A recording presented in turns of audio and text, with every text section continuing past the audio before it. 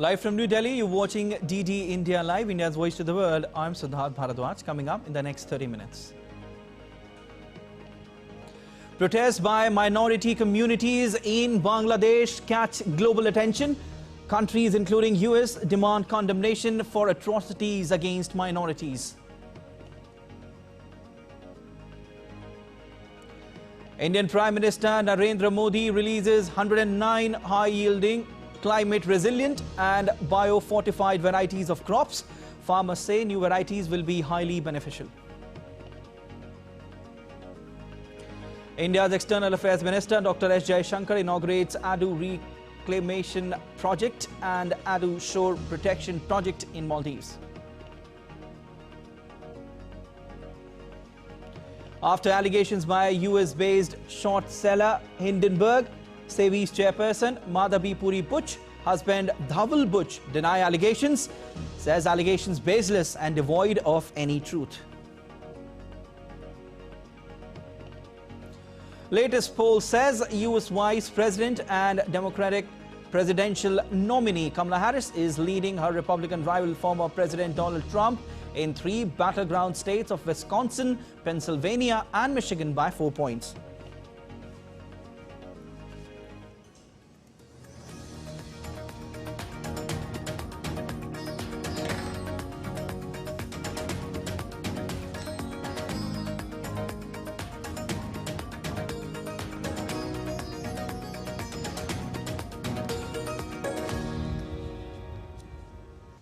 In Bangladesh, recent violence seen amid the takeover of the interim government following Sheikh Hasina's resignation has drawn global outrage. At the United Nations headquarters, people protested to demand protection for Hindus and other minorities. The United Nations has also condemned the recent attacks on Hindu minorities in Bangladesh. In Washington, D.C., demonstrators gathered outside the White House and called on the American authorities to condemn the atrocities. Protests are also being held in UK's capital, London. The demonstrators demanded protection of Bangladeshi Hindus. Protests even happened outside the BBC headquarters with an aim to draw attention towards global media on attacks that are happening in Bangladesh on the minority Hindu community. Widespread violence has been reported against Hindus in Bangladesh after the fall of the Sheikh Hasina government.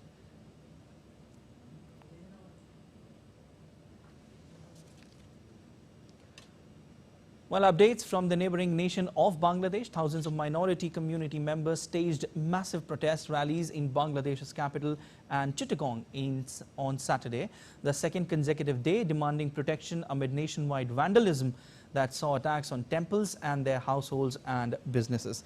The continuing violence comes as a massive challenge for the interim government in the country, which was sworn in on Thursday under the leadership of Chief Advisor Muhammad Yunus.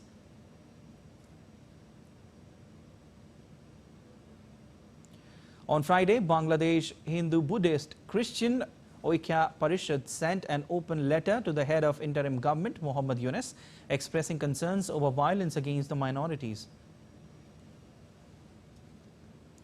Professor Muhammad Yunus condemned on Saturday the attacks on minority communities, calling them heinous. He urged youth of the country to protect families of minority communities from harm.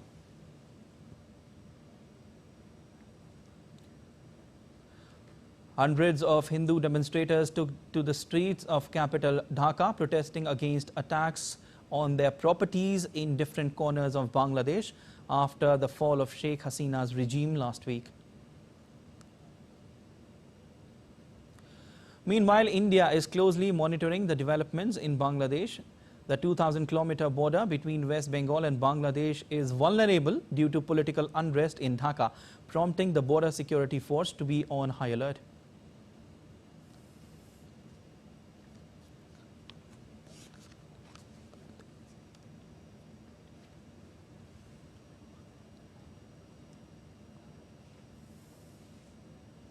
After interim government took charge of the government in Bangladesh as a result of protests by students, the Bengali-speaking nation is seeing a series of resignations from top posts. Latest in the series is Bangladesh Bank Chief Abdur Rauf Talukdar's resignation. Bangladesh Bank is the apex bank in the country that also regulates its overall banking sector. His resignation is yet to be announced as accepted. He was appointed as the bank chief in 2022 by the then Prime Minister Sheikh Hasina. Bangladesh Securities and Exchange Commission Chairman Professor Shibli Rubaiyat ul Islam also resigned in this series. This is the body that regulates stock market of the nation.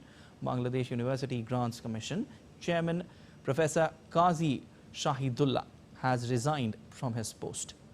Along with him, Vice Chancellor of Dhaka University, that was the epicenter of the students' movements, also resigned, followed by his counterpart in Shahjalal University of Science and Technology. In between, Bangladesh has got the new Chief Justice, Saeed Refat Ahmed. He has replaced former Chief Justice Obaidul Hassan, who had resigned on Saturday. 5 other judges have also tendered their resignation in the aftermath of the protests.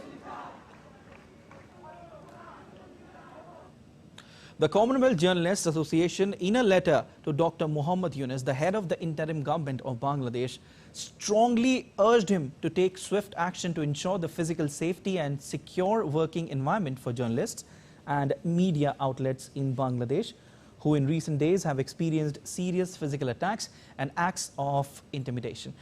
The letter further stated that a free media, which is protected by law against acts of violence and intimidation, is essential for a healthy democracy.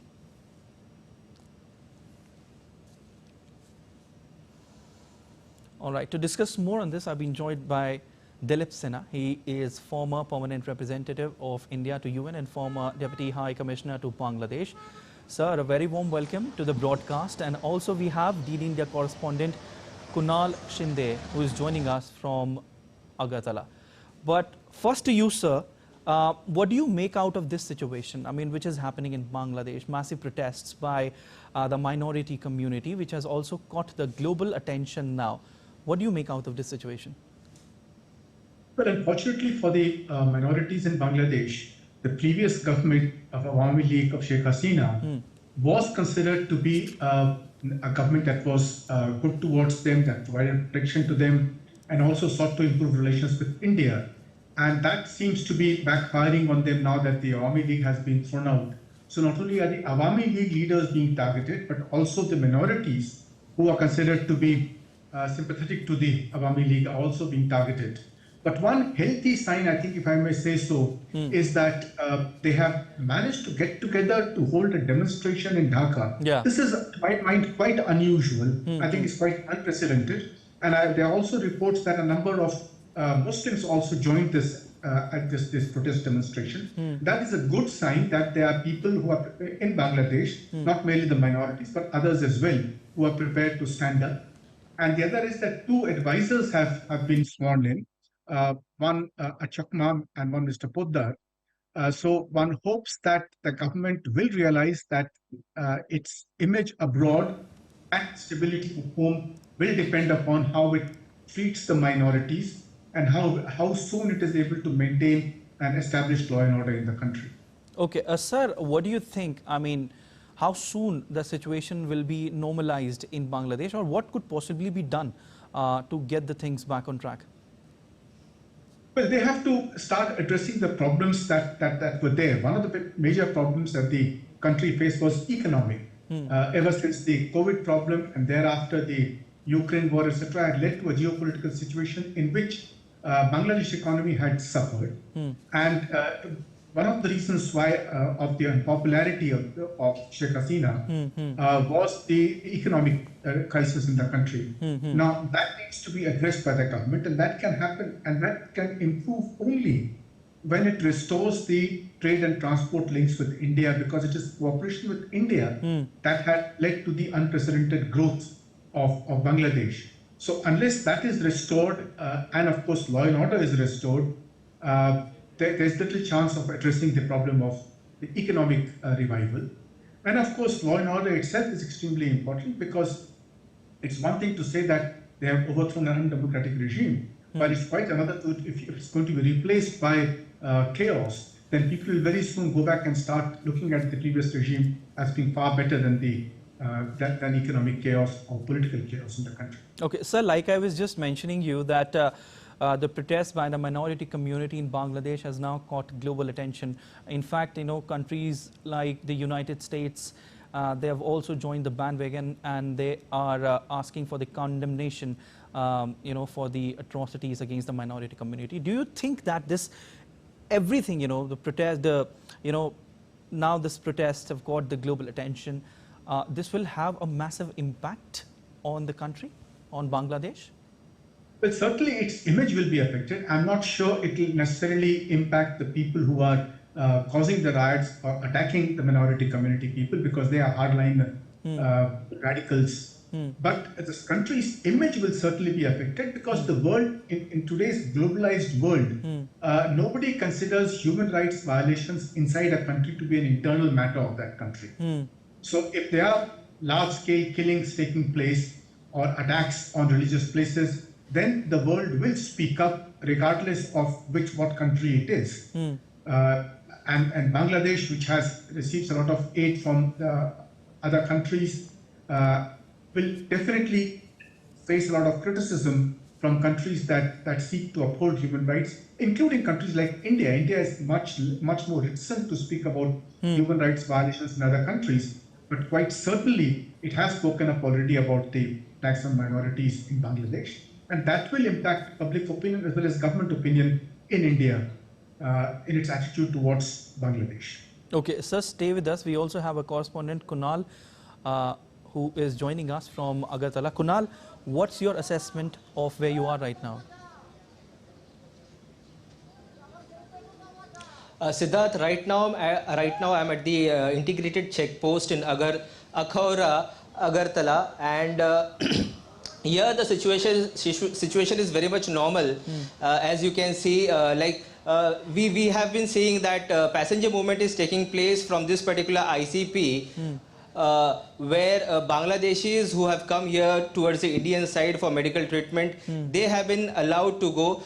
Their documents have been checked, passport is checked, immigration process and everything is carried out very efficiently by the BSF. BSF is on high vigil in Tripura. As we know that Tripura shares 856-kilometer long border with Bangladesh. But as of now, the situation is very much normal, and even the Indians who are stranded in Bangladesh, they have also been allowed to. They are also been allowed to come towards the Indian side from this particular ICP. Two important ICPs are in Tripura. One is in Agartala. This is the Akhaura ICP, and the another one is in Sonamura in Sipaijala district. In Sipaijala, as of now in Sonamura ICP, the passenger movement is slightly low because of the prevailing situation in Bangladesh. But from this particular ICP in Akhaura, the passenger movement is taking place. The people who have come from Bangladesh for the medical treatment, who will be also going to Kolkata, they are allowed access and their documents are checked thoroughly by the BSF. Siddharth? All right. Thank you so much, Kunal, and also Mr. Delip Senna for joining in on the broadcast. Now, as part of the government's plan to revitalize agriculture and boost food security, India's Prime Minister Narendra Modi released 109 high-yielding, climate-resilient and bio-fortified varieties of crops in New Delhi. Out of 109 varieties, 34 are field crops and 27 horticultural crops. Among the horticultural crops, different varieties of fruits, vegetable crops, plantation crops, flowers and medicinal crops were also released. PM Modi also interacted with the farmers and scientists during the event. Prime Minister stressed on the significance of value addition in agriculture. The farmer said that these new varieties will be highly beneficial as they will help reduce their expenditure.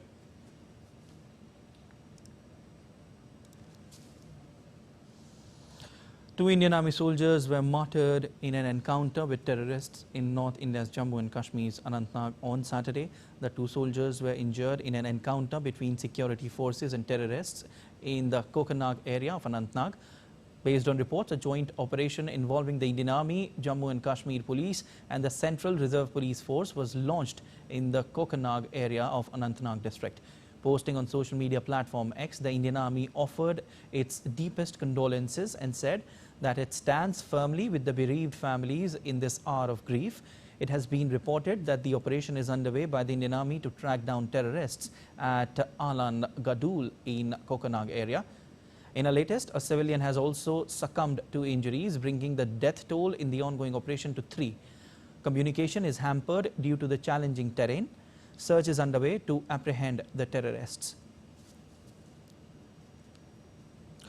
Now, the Securities and Exchange Board of India, or SEBI's chairperson, Madhabi Puri Butch, and her husband Dhaval Butch have denied the allegations made by US-based short seller Hindenburg. In a statement, the couple said that their lives and finances are an open book and that all disclosures have already been furnished to SEBI over the years. They added that they have no hesitation in disclosing any and all financial documents. The couple also said that Hindenburg Research, against whom SEBI has taken an enforcement action, has chosen to attempt character assassination in response to the same. Indian multinational conglomerate, the Adani Group, has issued a statement on the Hindenburg report. It has stated that the latest allegations by the Hindenburg are malicious, mischievous and manipulative selections of publicly available information to arrive at predetermined conclusions for personal profiteering with wanton disregard for facts and the law. We completely reject these allegations against the Adani Group, which are a recycling of discredited claims that have been thoroughly investigated, proven to be baseless and already dismissed by the Honorable Supreme Court in January 2024. The Adani Group has reiterated that overseas holding structure is fully transparent, with all relevant details disclosed regularly in numerous public documents. The group has said that it has no commercial relationship with the individuals or matters mentioned in this calculated, deliberate effort to malign our standing, and remain steadfastly committed to transparency and compliance with all legal and regulatory requirements. India's consistent and continued support to Maldives in its quest for progress and prosperity has been once again demonstrated with the inauguration of Adu Reclamation Project and Adu Shore Protection Project. India's External Affairs Minister Dr. S. Jaishankar inaugurated these projects in Maldives. These projects will contribute to the development and prosperity of the people of Adu city. Addressing the gathering along with Maldives Foreign Minister Musa Zamir, Jaishankar said that Maldives for India is a key partner in the Indian Ocean region and is at the heart of India's neighborhood first policy. He added that India's development partnership is aimed at touching all facets of people's lives in Maldives. For us, is a key partner in the Indian Ocean region. It is very much at the heart of our neighborhood first policy. And it is therefore very natural that the cooperation between our two countries has moved beyond the traditional role and today really aspires to be a modern partnership. Our development cooperation is aimed at touching all facets of people's lives here and to find ways of bringing tangible benefits to their lives. And it is really, in many ways, I think, a statement in itself that we are today among the largest trading partners of Maldives. India's Foreign Secretary Vikram Misri has arrived at Kathmandu on a 2-day official visit to Nepal at the invitation of the Nepalese Foreign Secretary Seva Lamsal. He was warmly received by Secretary Lamsal at the Tribhuvan International Airport in Kathmandu. Foreign secretaries of both countries will discuss a gamut of matters related to India-Nepal relations, mutual interests and cooperation. The Foreign Secretary Vikram Misri will hold separate meetings with other officials of Nepal government. The visit is in keeping with the tradition of regular high-level visits between both the countries. And still to come on this edition of DD India Live. Paris Olympics 2024 to conclude with a grand closing ceremony at Stade de France tonight.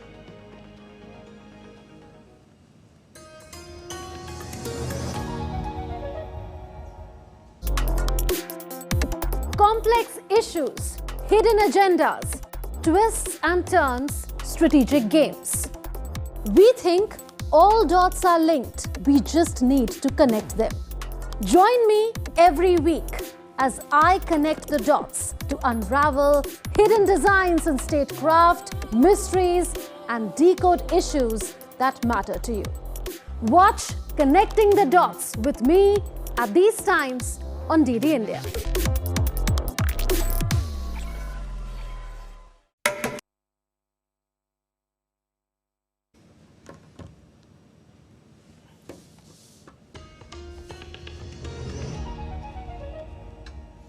You're watching DD India Live. I'm Siddharth Bharadwaj. US Vice President and Democratic presidential nominee Kamala Harris is leading her Republican rival, former President Donald Trump, in 3 battleground states of Wisconsin, Pennsylvania and Michigan by 4 points, according to a latest poll. Earlier, an Ipsos poll showed Harris led Trump nationally 42% to 37% in the race for the November 5th election. Her entry into the race has energized the Democrat camp. President Joe Biden ended his re-election bid on July 21st and endorsed Harris for polls after a disastrous debate performance against Trump in late June. US Vice President and Democratic presidential nominee Kamala Harris pushed for a Gaza ceasefire and hostage release deal between Israel and Hamas as tensions in West Asia escalate. Well, look, first and foremost, and the President and I have been working on this around the clock, we need to get the hostages out. We need a hostage deal and we need a ceasefire. And I can't stress that strongly enough. It needs to get done, the deal needs to get done, and it needs to get done now. Updates now on all the action from Paris Olympics 2024.